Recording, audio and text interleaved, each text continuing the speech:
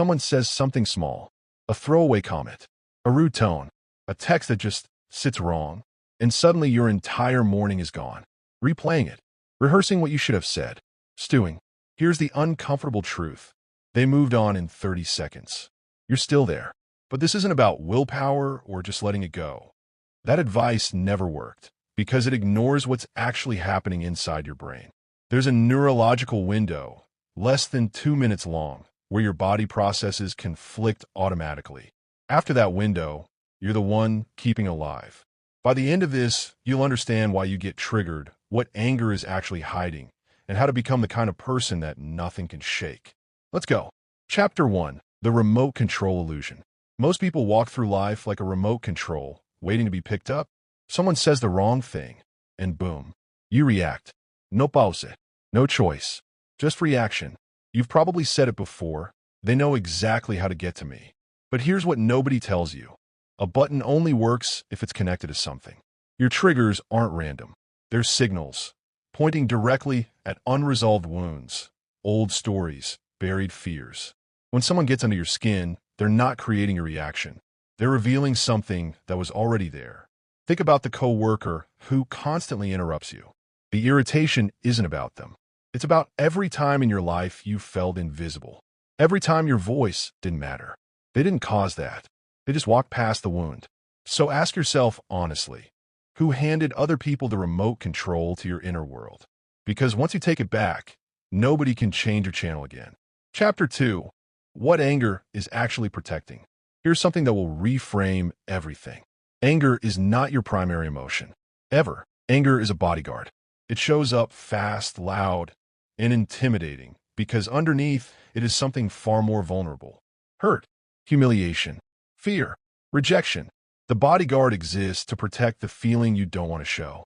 When your partner does something thoughtless, you don't feel angry first. You feel forgotten. But forgotten feels too exposed. So your nervous system sends in the guard. And here's why this matters.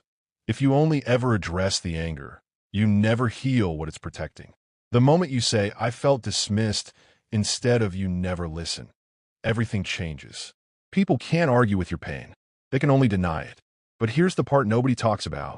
Most people don't even know what they're actually feeling. They just feel hot, tense, reactive, and call it anger. And so the real emotion never gets air, never gets resolved. What was the last thing that made you furious? Now go one layer deeper. What was it really? Chapter 3. The 2-second superpower. Between every trigger and your response, there's a gap. Most people don't know it exists, but it does. And inside that gap lives something extraordinary. Your ability to choose. 2 seconds. That's all it takes. But in those 2 seconds, you go from being a pinball bouncing off circumstance to being the player running the game. Research from neuroscience confirms this. Before reaction becomes automatic, there's a brief window where the prefrontal cortex, your rational brain, can intervene. But only if you know to look for it. Here's how it works in real life. Someone sends you a passive-aggressive message. Your impulse fires immediately. Respond, defend, attack. But instead of hitting send, you pause. You ask one question. What response will I respect myself for tomorrow? That question doesn't just slow you down. It reroutes your brain entirely. You stop reacting from wound. You start responding from wisdom. Emotionally unshakable people aren't calmer by nature. They just train themselves to find the gap every single time. You can train it too, starting today. Chapter 4. The Observer Who Never Breaks. Imagine watching storm clouds from inside a warm house. The storm is real. The lightning is real. But you're not standing in the rain. That's the shift this chapter is about. Inside you, right now, there's a part that can watch your emotions without becoming them. Psychologists call it the observer self. And it is always calm, always present, always clear. Most adults have never been introduced to it. Your teenager rolls their eyes. The surge of irritation is instant. But instead of snapping, you notice, there's irritation rising in me right now.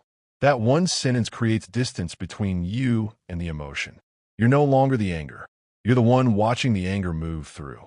This isn't detachment. It's mastery.